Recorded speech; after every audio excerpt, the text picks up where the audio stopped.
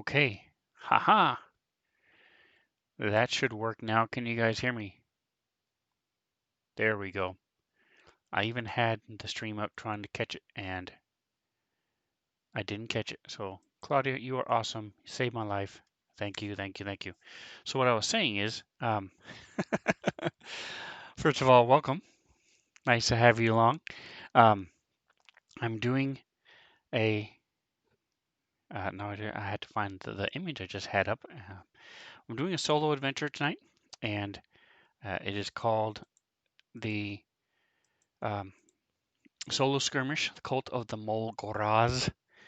I have done, it's not the first solo adventure I've done in the past. I have done the Death Knight Squire, and you can see my brother and I playing that on in Dungeons and Brothers on my channel at Spencer77. Just search YouTube for it, and you'll see the Dungeons and Brothers playlist.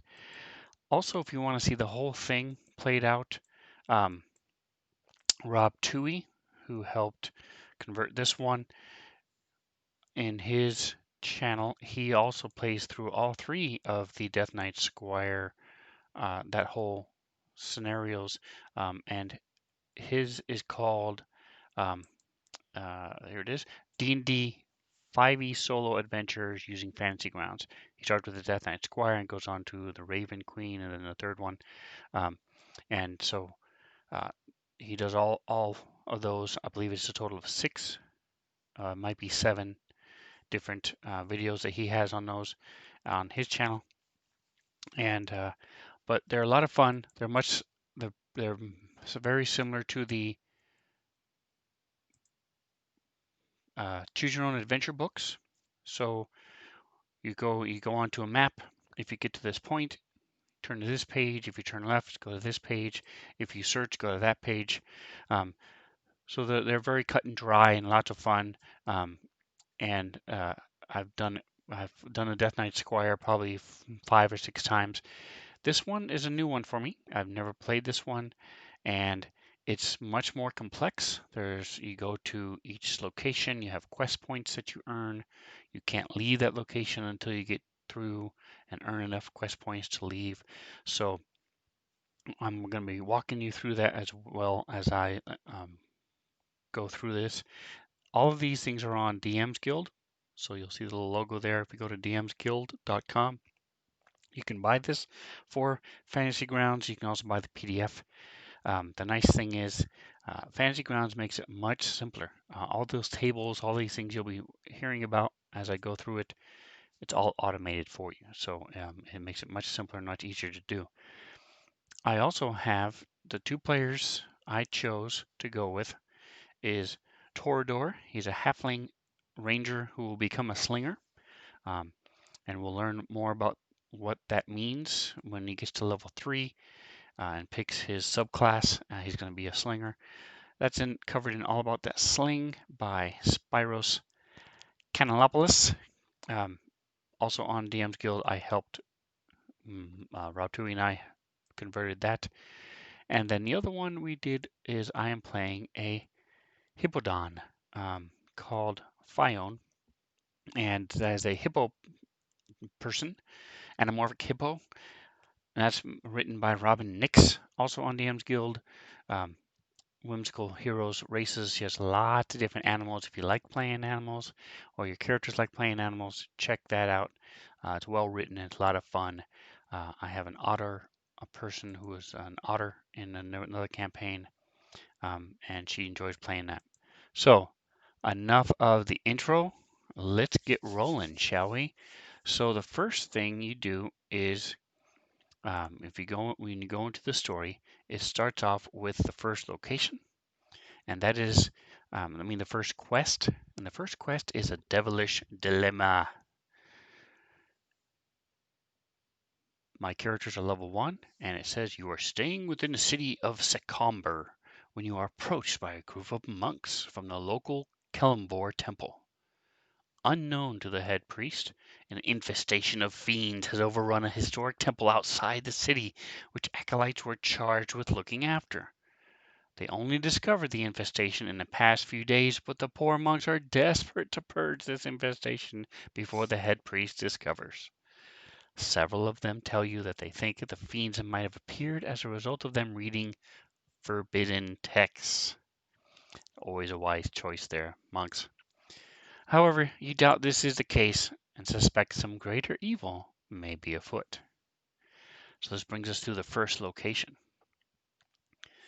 the town outskirts. So I have to earn 2 quest points in order to get past location 1. So what is location 1? Taking the Acolyte Davern as a guide, you leave Secomber and make your way towards the ruined temple. Tensions are high in this area after the defeat of the orc Krond Vikerk.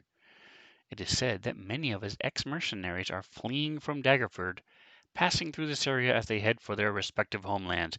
You are on your guard as you make your way through a wilderness of farmland and small forests. All right, so we open up the map. Boom. The first thing you do, if you look down at the bottom of the map, is it says roll 1d6. Bam. 3. 3, if you roll a 1 or 2, the enemies have the high ground. A 3 or 4, which is I did, I had the high ground. So the high ground grants a +2 to attack rolls. Okay, the bad guys can climb up there by making a DC 15 strength check. So I happened, when I was checking this out and trying this earlier, I happened to roll the exact same thing. So I threw myself up here. So we're going to start here at the top. This is a big incline, so we are above the lower section here. So we're going to minimize this again.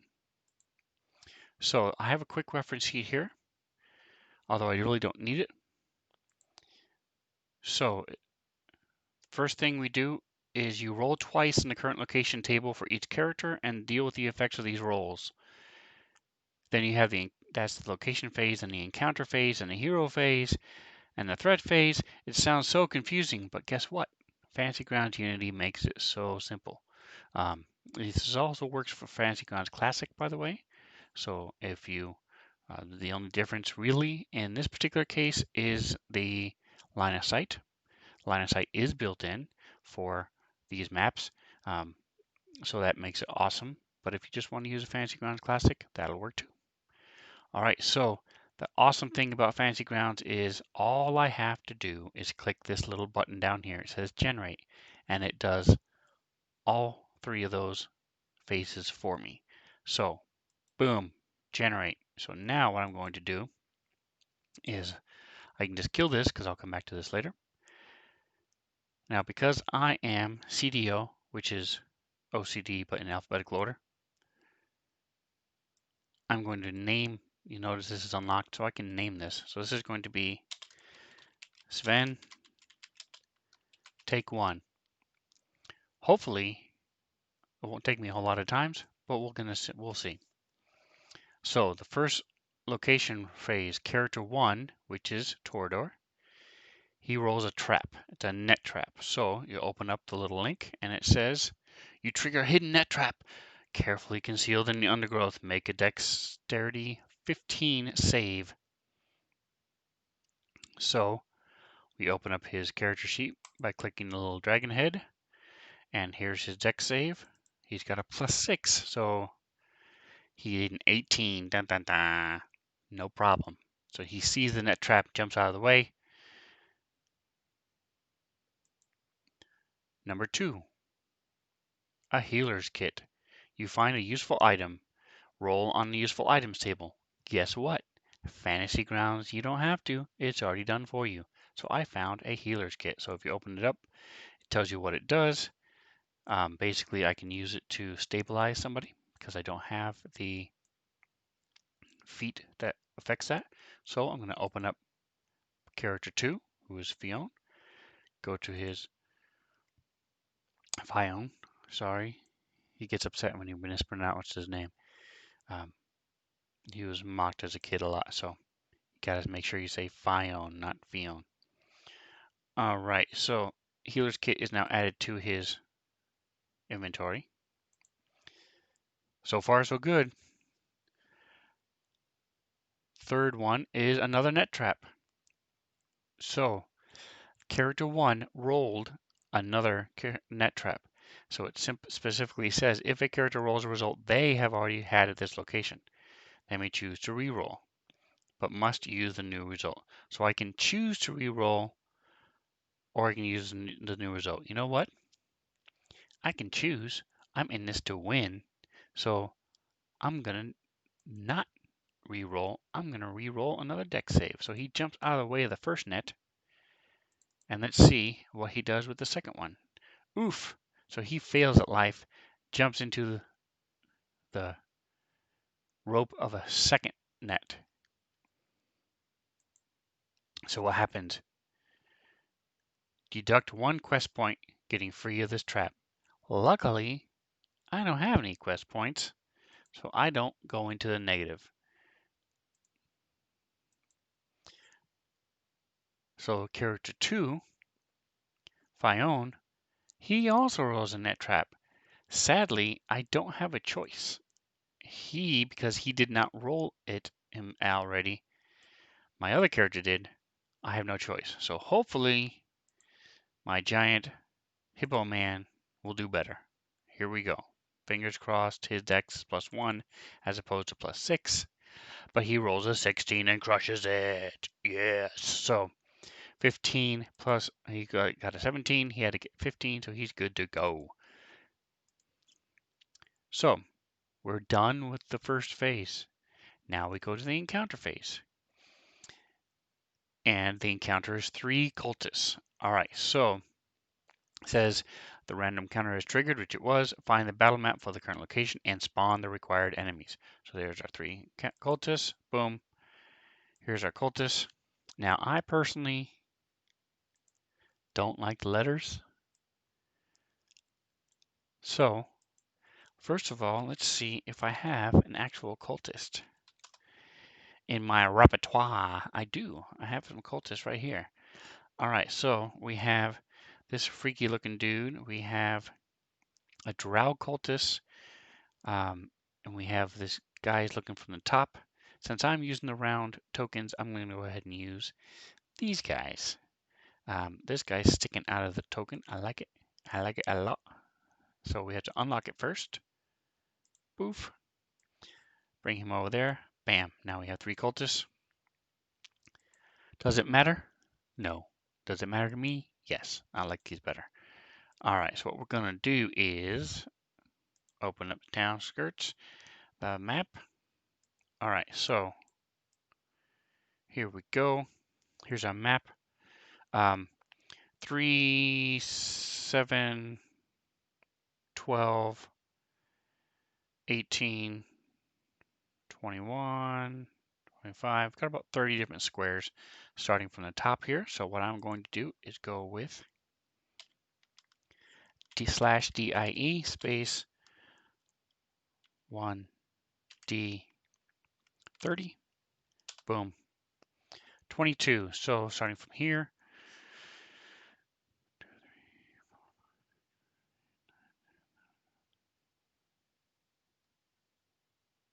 22 right here. All right, so our cultists are in this square right here. Boom. Boom. Boom. There we go. All right, I failed at life. Let me try that again. Boom. So they're already on the map. We just click down to add them to the encounter. They're now in the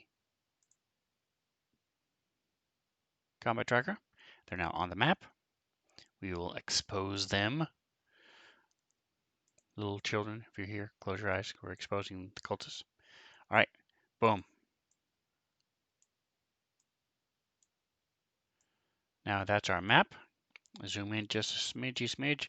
All right, so let's roll initiative for our players, shall we? Right click, and it says initiative, roll PC. Boom. All right, so Torador starts. Let's get an idea of how far away they are. So I go Control click to target him, and it says so in the combat tracker. So I am 85 feet away. All right, so we are also above them. So if we stay above them, we will get a +2 to our attack rolls. So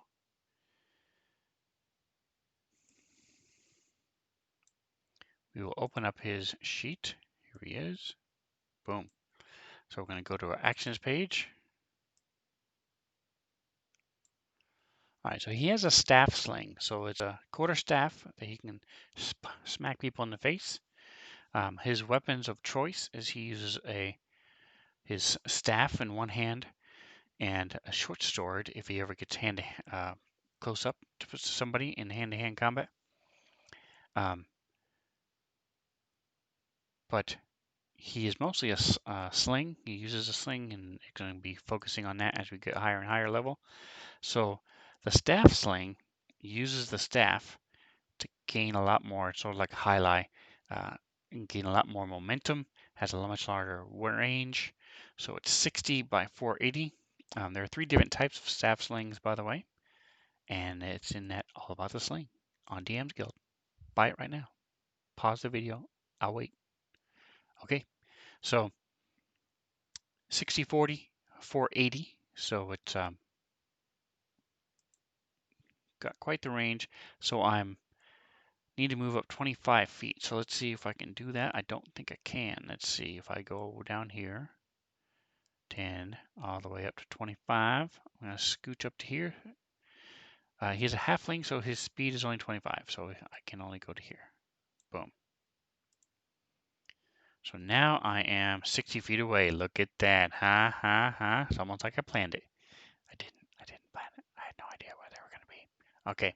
So he comes up and he slings. Get rid of this. Bye-bye. He hits. Dun, dun, dun. So now we roll our damage. Boom. 9 point damage. And it exceeds his hit points by 4. Wow, what a hit. That's your personal best. Well done, Torador. That's the deadliest thing you put down in your adventuring career. All right. So he moves up, whips around the sling, whoosh, using it on the end of his staff, and it comes zipping out. The cultist doesn't even know what hit him. All right, so Ripstop Beret, he has, let's see what they've got. They've got a scimitar. Ooh, sad day for you, my friend. You only have scimitar. So this is going to be like shooting fish in a barrel, because these guys are going to have to double move to get up here. So he's going to run up here. Their speed is 30. So he's going to go 20, 30. And he needs to make a strength check. Strength check. They don't have athletics, or I would let them use that. 6. If I'm not mistaken, it was a 15. I know it was in the teens. I'm not even going to check. He fails at life, so is not able to climb up. Next is the form-fitting turquoise tie. He runs up.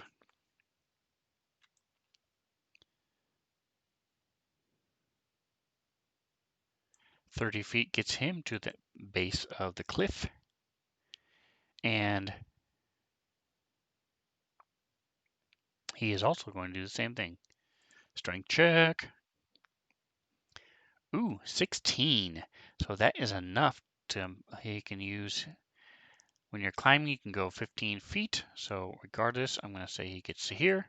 He's now on top. I forgot to add my +2 to attack. I hit anyway, so it doesn't matter. But now I'll never forget ever again. All right, Fion. He's going to be pissed at me, I'm telling you. Fion. So he has a javelin and a flail. As a paladin, he can do divine sense. He can also charge. So let's remind ourselves what this does. It says if you move at least 20 feet in a straight line that ends within 5 feet of a creature that's larger or smaller, blah, blah, blah, blah. They have to make a saving throw, or they take some damage and are knocked down. Once you've used this, you cannot do so again until you take a short or long rest. All right, so his speed is only 30, just like the cultist. So he's gonna zip on up 30 feet, and I could either attack him at normal, or I could even throw my javelin at him.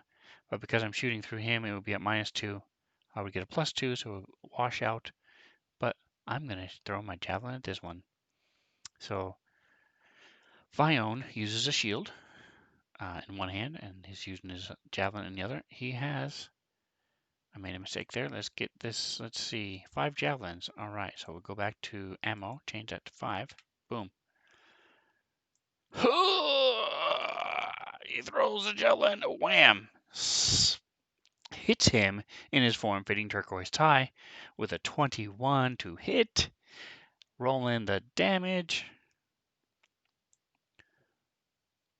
Bam! 6 to hit. Wow, what a hit. That is your new personal best. Sadly, it was not enough to kill his little colty butt. So, end of this round, top of the next round. Now, normally, I like to change my initiative every round because Fantasy Grounds will do that for you with a click of a button. It does it automatically. But because I'm doing this solo thing, I figured I would stick to normal and just go with what we've got. So Torador is now going. He, on the other hand, has a clear shot to Ripstop Beret. Wrong guy. Boom. Helps if you select the right one.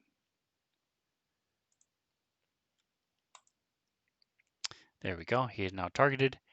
So he gets a +2. I can just click this little button down here. It says a +2. Roll for the sling again. He throws. Oh, bam. 24. Barely hits. It's just so funny. And he's another sling stone slams into this guy. Wham, doing 9 points of damage. But sadly, that is not enough to kill him either. So much for the one-shots. Moving on. Here we go. He's going to try climbing up the cliff as his move action. He got a 4. So he used his full action, his regular action, to do a dash action to try to climb up the cliff. And sadly, he fails at life again. So we're going to move him up 2 squares because he slipped up, slipped down, climbed up, slipped down.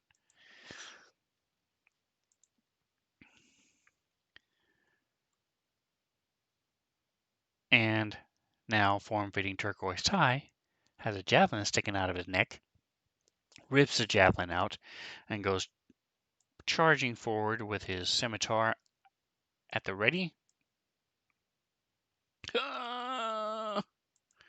Goes running and tries to hit Vione with his scimitar.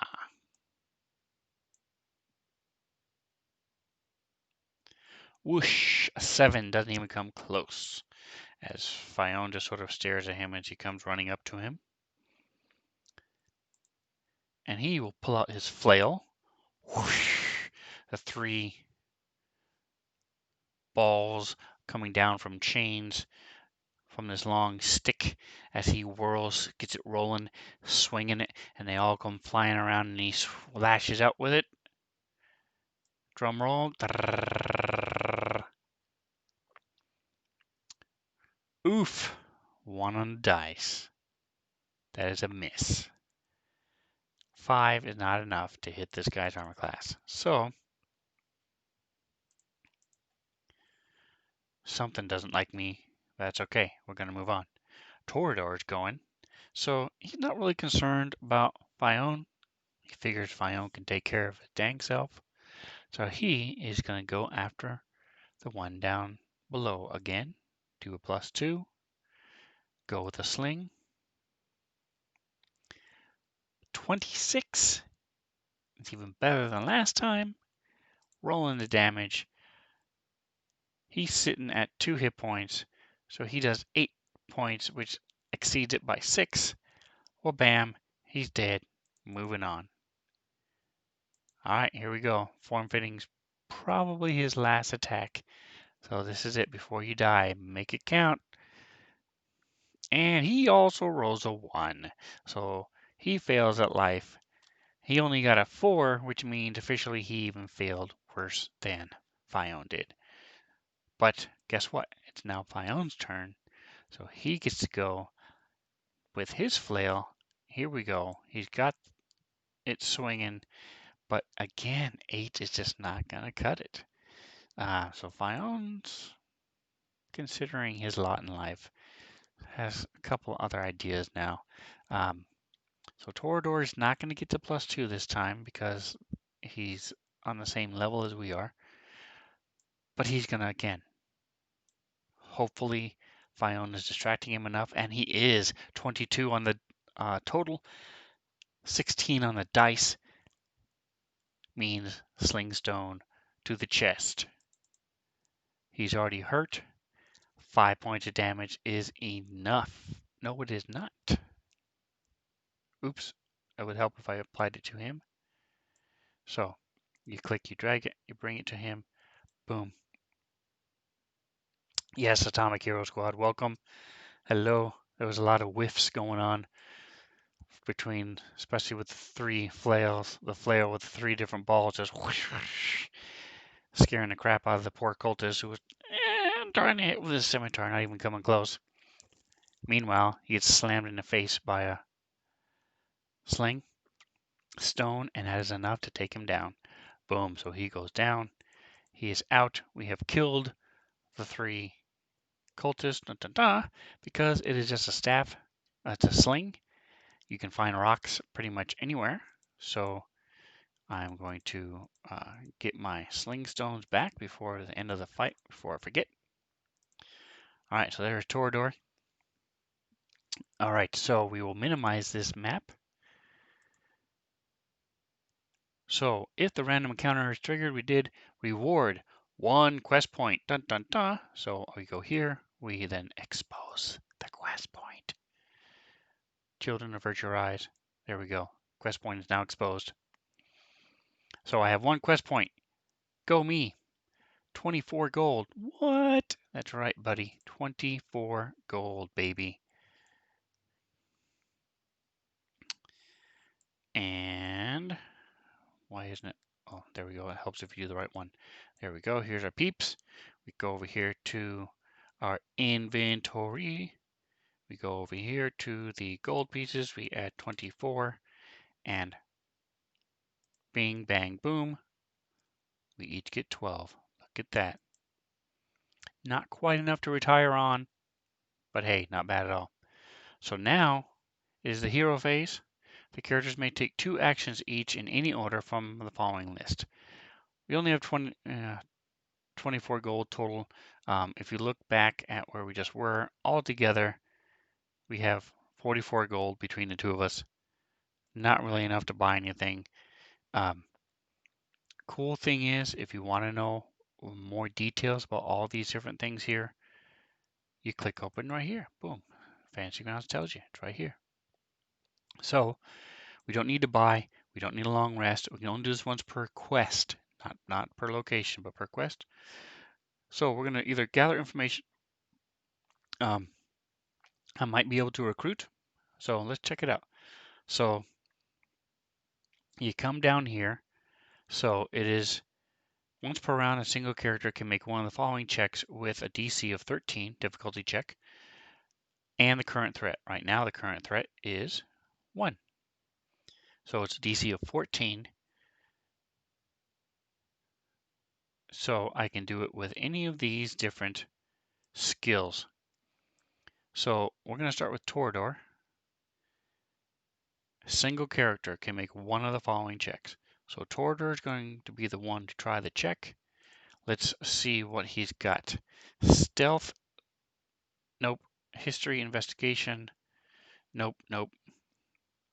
Insight, perception, and perception is +5. That's not bad, not bad. Survival, also +5.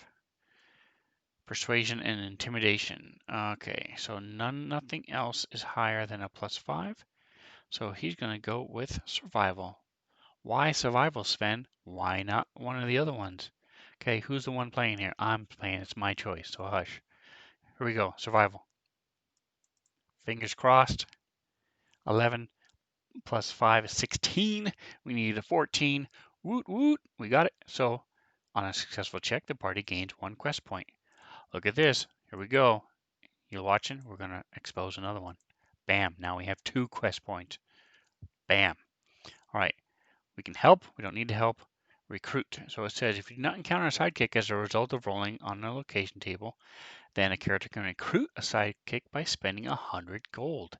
I don't have 100 gold, so we're just going to move on. I can remove a condition. I can rest by taking a short rest. We already talked about the long rest. Or we can search. Dun, dun, dun. All right, so, or I can worship.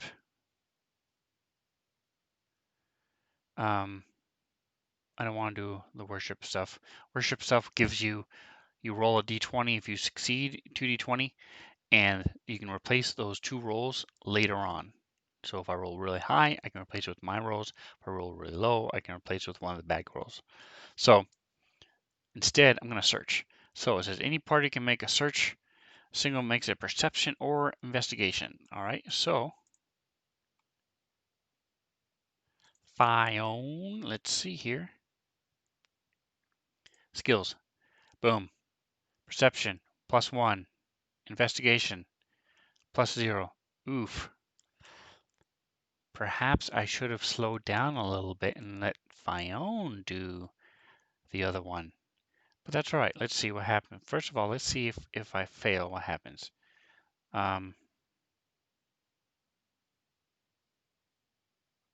If successful, roll a d20. So if you fail, nothing happens. So the foretelling, let's see, this one spend 50 gold to visit the local clairvoyant or make a donation. So I don't have 50 gold. So guess what? We're searching. So perception is my best. Here we go. He needs a high roll. Drum roll. Oof. It wanted to be an 18, but it stopped at 5. So a 6, he fails at life. So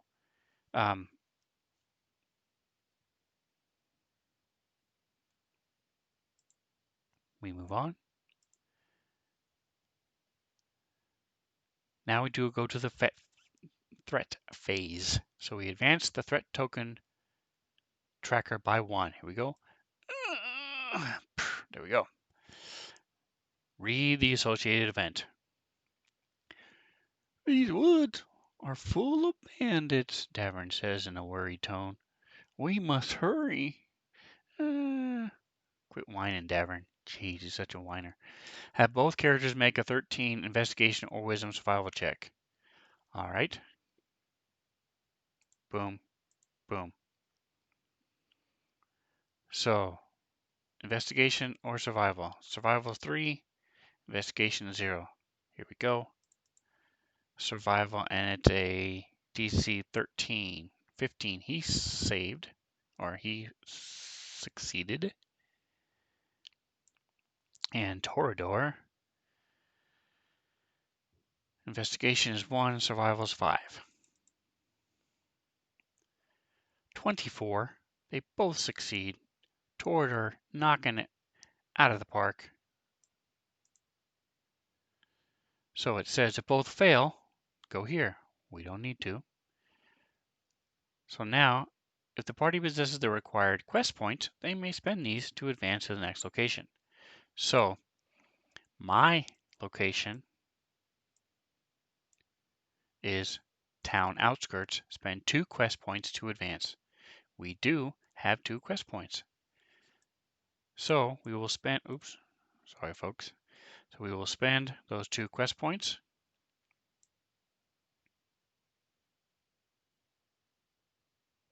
After traveling, read the location description under locate name on the quest sheet. Okay, so boom.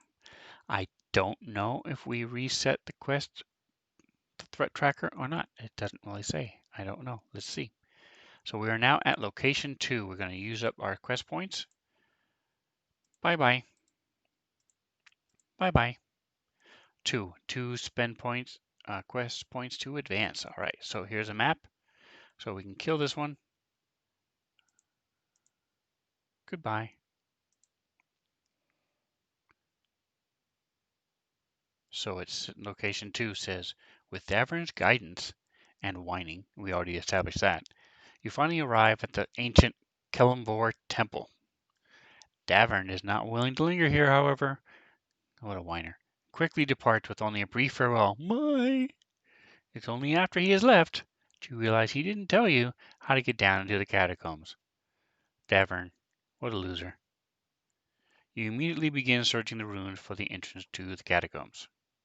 So, here's the template. Cha-ching.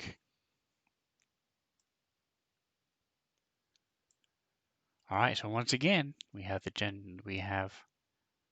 generate. It does all the work for me. I don't have to go worry about all that stuff. So, generate. Boom.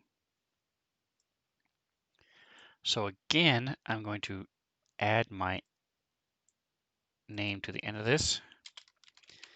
Sven, take 1.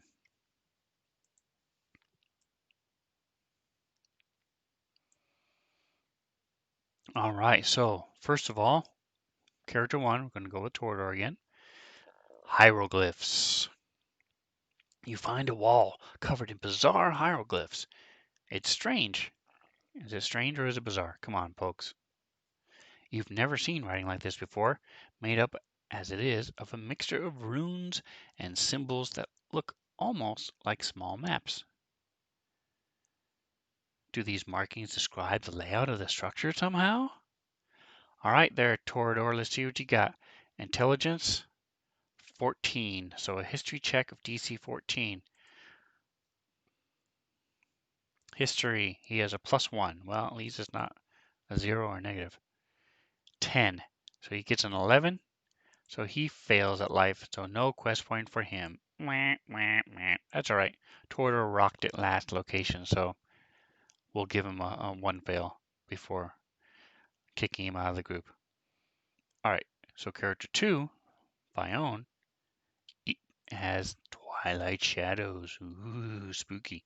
You see shapes darting quickly here and there, always in the periphery of your vision. But when you turn to look, they're gone. And is that laughing you can hear? High-pitched cackling from some crazed, demented creature? When you roll for encounters during the next encounter phase, deduct 3 from the roll. Dun dun dun. Okay, so this has already happened. So we're going to have to tweak that a little bit when we get there.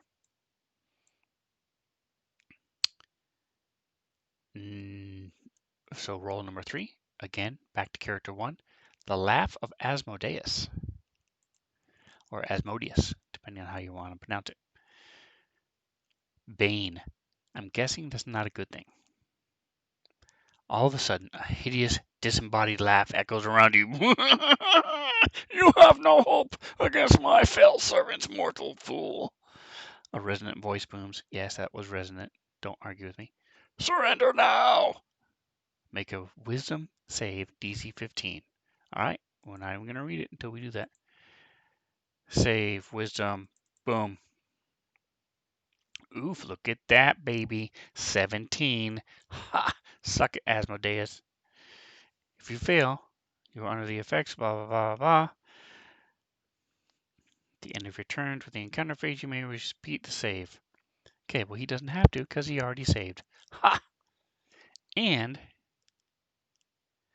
to bestow curse. Okay, never mind. I thought it was a fear effect because he's a halfling. He gets a bonus. All right, so we're moving on. Torador once again, stepping up to the plate, knocking it out of the park. So, character 2, Twilight Shadows. Again, remember from last time? if a character rolls a result they have already had at this location. So character 2 has already had Twilight Shadows. They may choose to re-roll. I do, because I don't want to have it be even worse. But they must use the new result. So here's the table. Bink. Roll. Twilight Shadows. Look at that. 3 times in a row on a D20. What can you do? All right, so I've got 2 Twilight Shadows, which means that we deduct 6 from the roll. So the encounter is none. Reward is none.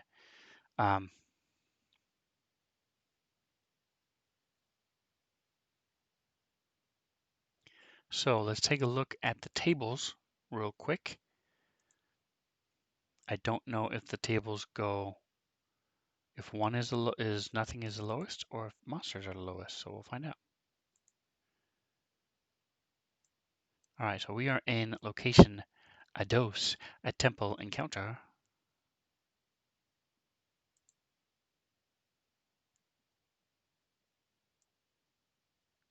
Yes. All right, so he did one of these two between 13 and 20.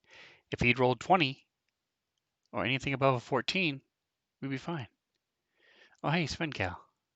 What's up? I didn't realize that cat was you. I thought that was still Atomic Squad because you guys are the same color. Throwing me off. All right, anyway.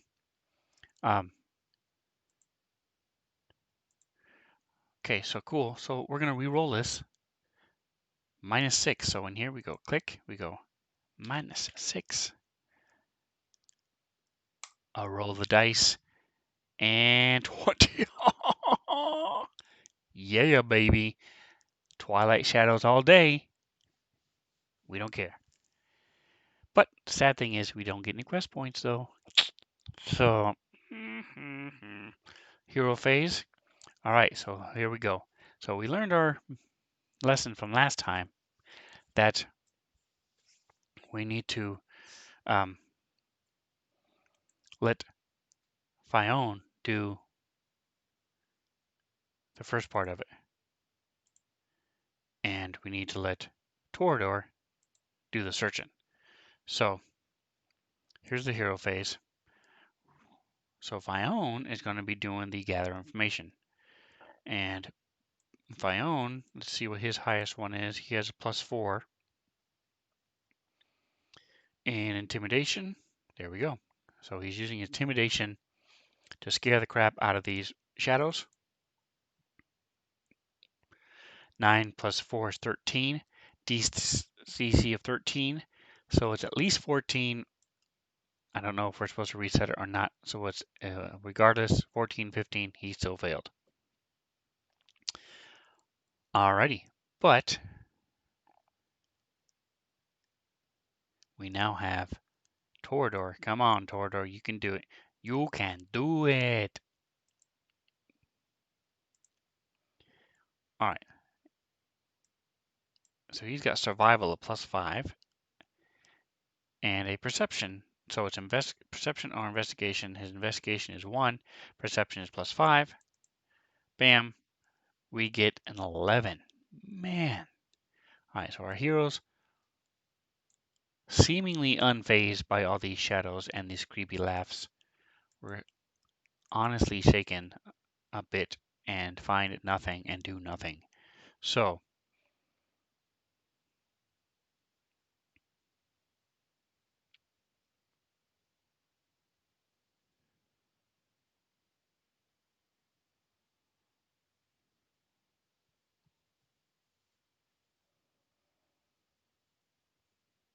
if the party possesses the required quest points, they may spend these to advance.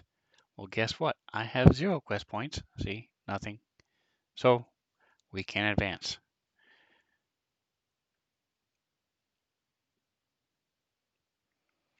So we go back to where we started. Close this out. We will lock it, close it. Location 2. Generate. Boom. So this is going to be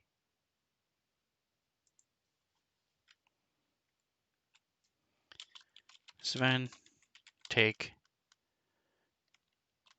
1B. All right, so let's see what we got this time. Again, we're going to start with Torador. We have the falling wall. The structure here is dangerous. Parts of it look like they may fall down at a moment's notice. Still, perhaps that might uncover some hidden entrance to the levels below. Roll a d10. On a result of 12 or above,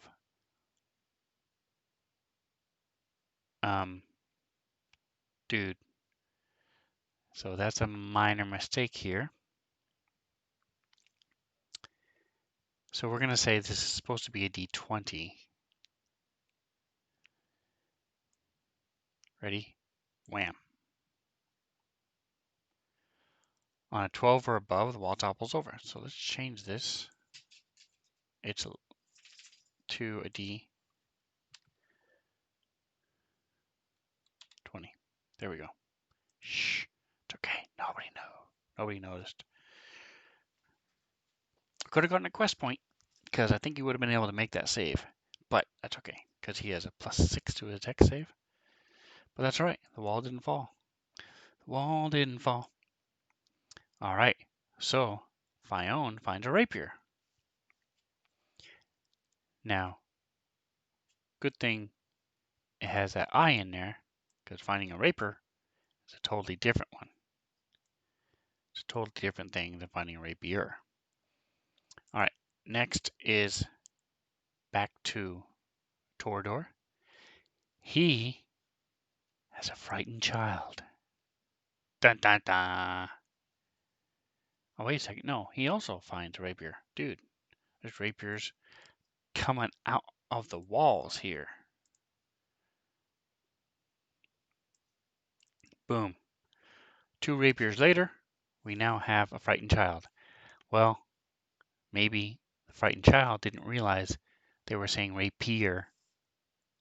Maybe he thought they were taking the I out, in which case I'll be frightened too. But let's see what it says.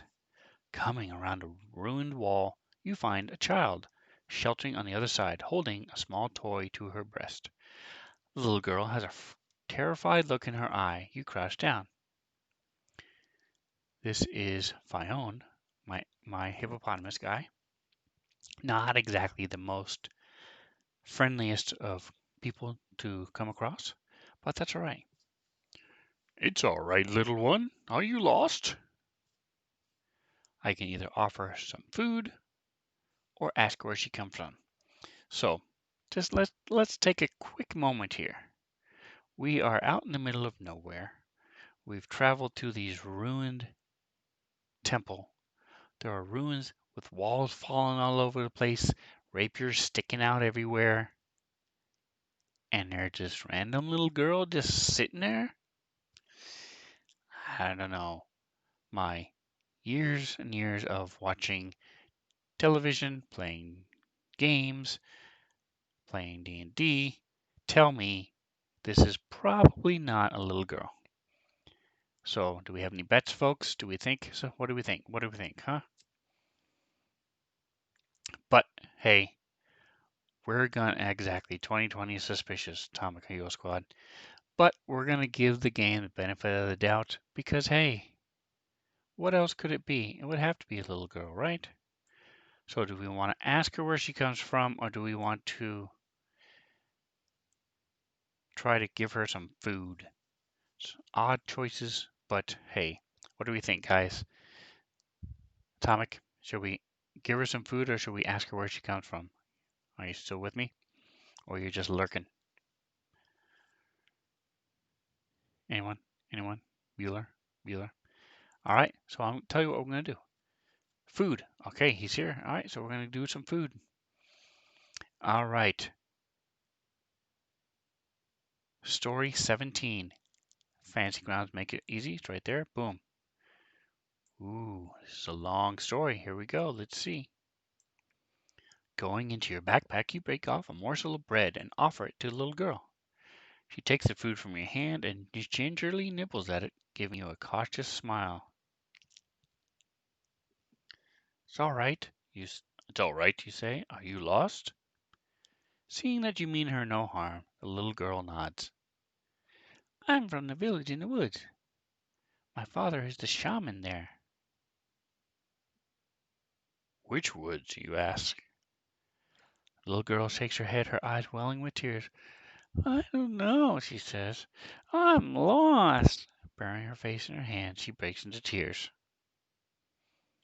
Fyone, still suspicious, draws his flail and has it at the ready. You frown, wondering how you can help this little girl.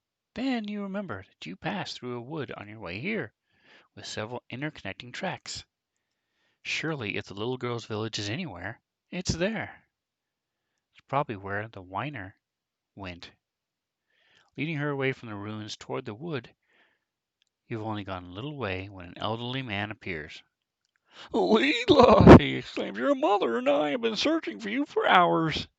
The old man, who is the village shaman, thanks you profusely. You ask him if he has any knowledge of what you are in search of, and it so happens he does know something of it. You may take your choice of an inspiration or one quest point. See, and you guys were all worried about nothing. Hey, Mr. Gwydion, how you doing? Fry. So, I know everybody was saying a little girl was a mean, terrible witch or a hag or something crazy. Doppelganger, who knows? But nope, I thought she was a little girl the whole time. Okay, so I get an inspiration or quest point. I have no quest points, so let's get a quest point. I need money as I can get.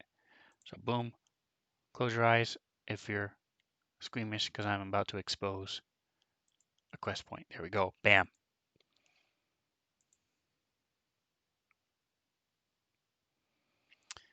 So that was the frightened child. After all, a real frightened child. Who would have thunk?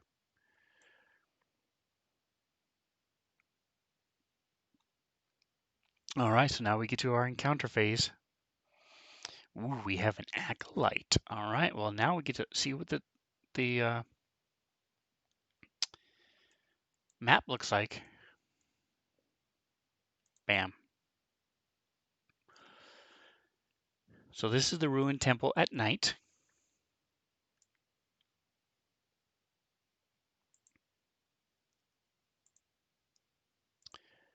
All right, so let's see what it says down here. It says quest point. That's right, Tomic. The Lord of the Dead lingers here. Before a creature takes a turn during the encounter phase, which we just did, they make a D8 wisdom save. On a fail, they are frightened and flee out of sight as far as they can. They repeat the save at the start of their next turn, ending the effect on a success. P.S. Avoid the sinkholes. I got your sinkhole. All right, here we go. So this is 2, 4, 6, 8, 10, 12, 14, 16, 18, 20. It looks square to me, so 20 times 20 is 400.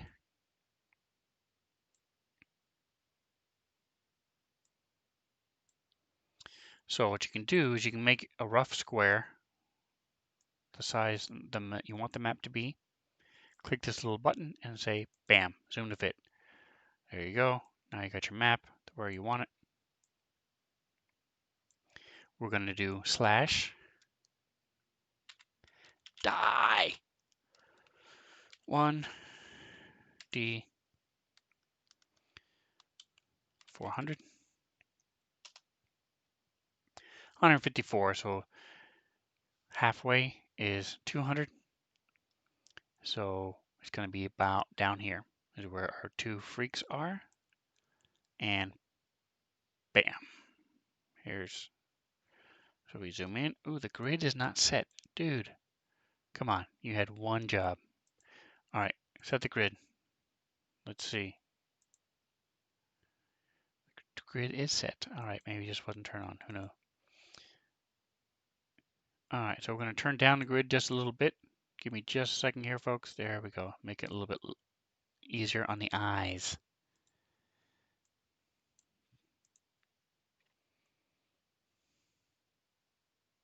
Now we click play.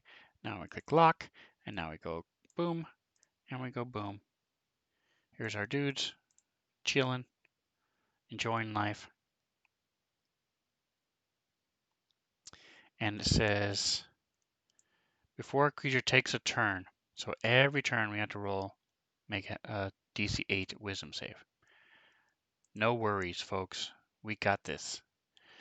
Real quick, I'm going to turn down the grid just a little bit more because this is annoying. I'm actually going to make it yellow too, and then turn it down.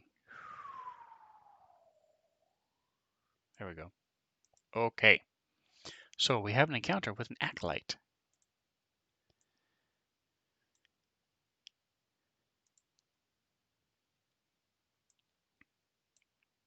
I'm still shocked that the frightened child was really a frightened child. I was so sure it was not. All right, so acolyte, we go to our assets and open up. See if I have an acoli. I do. I have a girly. I have, well, they're all females. I'd rather not beat the crap out of a woman, but hey, it's not my fault that that's the only tokens I have. Maybe if she didn't want to get beaten up, she shouldn't be out here in the middle of a ruins attacking me. Know what I'm saying? All right, so we're going to do another /DIE space 1D400 to see where she is. Boom. Come on. 274. So she's even further down here. We're going to put her right around the corner. We'll put her here. There she is. Sneak in, sneak in. All right, so we then close it. And then, bam, put her on the counter. There she is. I forgot to start this, so I'm going to clear all initiatives. And then we're going to roll all initiatives. Boom, there we go. All right, so first thing Torador has to do, Torador, is see if he saves. To DC 8 wisdom, he has +3. All he needs is a 5 or higher. Boom, 15. He's golden. Now, she's going to make a sneak roll. She's not proficient in stealth, so she just rolls a flat dexterity check. Oops. First one was 15. I mean, 16. So his passive perception is 15. So he does not know anything is going on. Next is Fion. All right, so something's wrong with Fion. Combat tracker does not like him. All right, so I'm going to move him back over here. Move the map back over here. All right, Fion, can he make the wisdom save? Let's see. Boom, 21. Oh yeah, all day, baby. And Torador actually has a bonus to his save. I forgot. That's okay. And he has a passive perception of 11, so he had no clue anything is going on. So now it comes to her. Boom, we now expose her. Ba ba ba. All right, so she has some spells. She has Bless, Cure Wounds, Sanctuary. She has 3 first level spots, so she can cast 3 different spells. So she is going to cast Bless on herself. Boom. But because she's casting a spell, she's going to be heard. So she's going to move back because she ain't stupid, even though she's out here by herself, wandering through these ruins.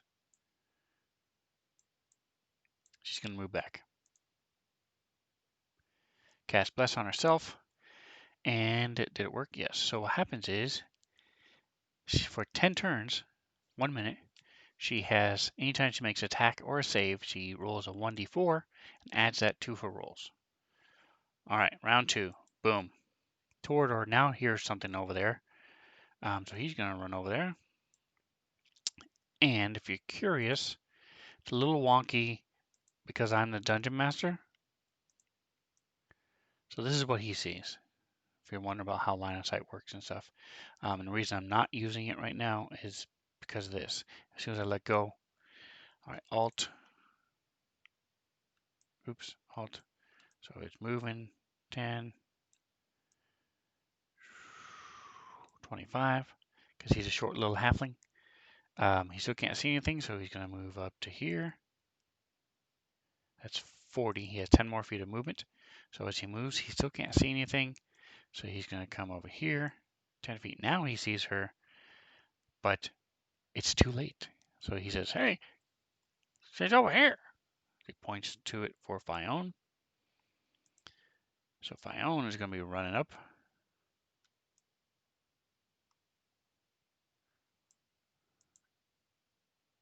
He also can't get to her in time, so he's going to move around. Use his dash action. Move here, see what he can see. Ba-ba, there she is. All right, so he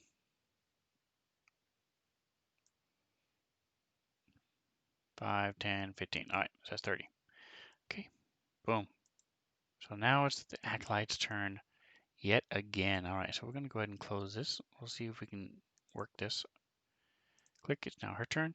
So she can see him. She can't even see Torador. So she has a club, which ain't all that.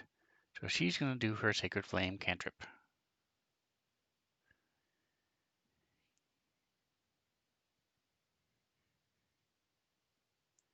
So that means that Fione has to make a save. So this blast of radiant light comes shining down. But Fione whoosh, dodges out of the way.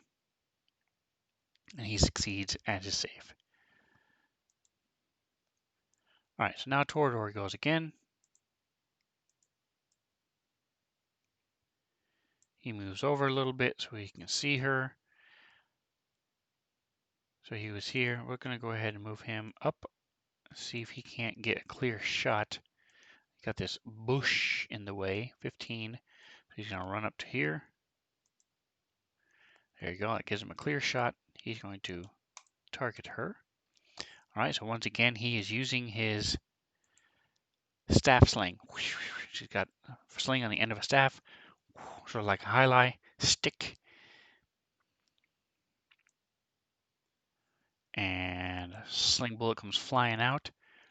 Well, bam, 22 is a hit. Boom. Nice. Almost max damage. She rolls a 20 on her save to maintain concentration. Rocking it, killing that concentration. She don't care about, she's like a honey badger. She don't care about no stone hitting her. But she did take 9 damage, so pretty cool. All right, Fione is going to come up and finish her off.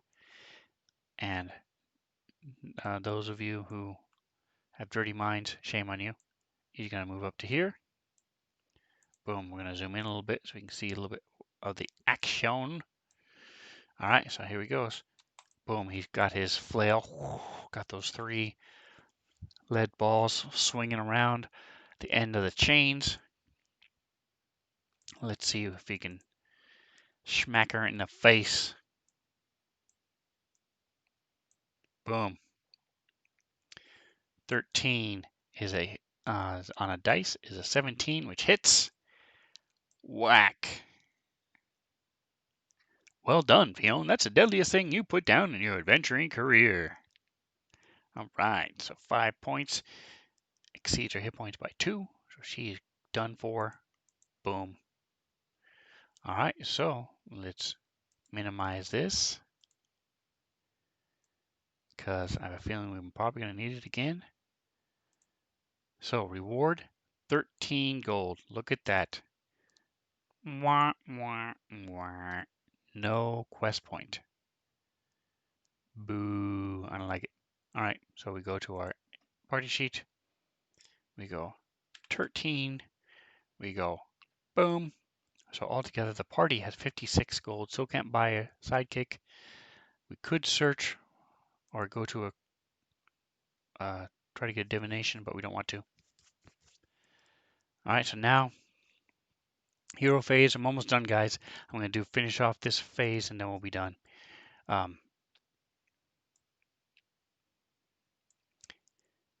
2 actions each. All right, so here we go again. We learned from first time that first of all, I'm going to clear these guys like I should have done it first time.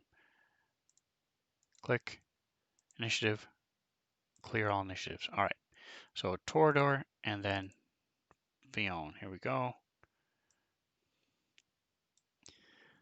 First thing we're going to do, we're not going to worry about buying or selling. We can sell cool stuff. I mean, we can buy common magic item for 25 gold. Oh no, that's they can be sold at the following prices. Magic items cannot be bought in this game. Okay, but they can be gained through the course of adventuring. So they say. I have yet to see it. Got rapiers coming out my ears. And a healing kit. All right, gathering information. It's going to be done by Torador. Actually, no. We determined that Vion needs to do that. So he has a 4 in intimidation. So he's going to shake the crap out of this acolyte. Tell me what I need to know. Tell me. Tell me. 15, 13 plus 2. Boom. We've got it. On a successful check, the party gains 1 hero point. Right click. Visibility. Always visible. Now we have 2 exposed. Look at that.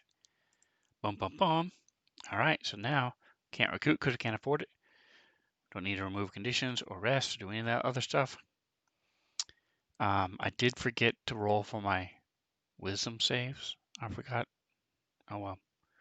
Such is life. All right, so we're going to search. So this time Torador is going, he has perception or investigation. If I remember right, perception is the best. Oh yeah, +5. Come on, we need a 15. We got a 10. All right, so he fails at searching. But we are now done, and that means, look at this, bum bum bum. We can now, for those of you who I lost, sorry. First of all, advance the threat token by 1. Boof. If you had reached the dungeon catacombs location, we have not. If you have not reached the dungeon catacombs station, you may not take a long rest for the remainder of this quest. Dude. All right. So if the party possesses the required quest points, they may spend it to advance to the next location. Look at this. Look at this. Location 2. Spend 2 quest points to advance. Dun dun dun. So we are now in the dungeon catacombs. So we spend these. Goodbye. Goodbye. So we are leaving it in location 3, the dungeon catacombs. All right, so thank you folks for hanging out with me. Hopefully you had fun. So As you can see, this is a little bit clunky, but Fantasy Grounds makes it so much simpler, so easy. If I was doing this without Fantasy Grounds, I'll be flipping tables, turning, not literally flipping tables, but flipping two tables, turning pages, finding all this stuff. Fantasy Grounds makes it so easy. If you like this, check it out on dmsguild.com. It is the solo skirmish. Like I said, if you want a little bit something that's a little bit easier to digest, check out the Death Knight's Squire, and that's the first in, I believe it's 5 different solo quests.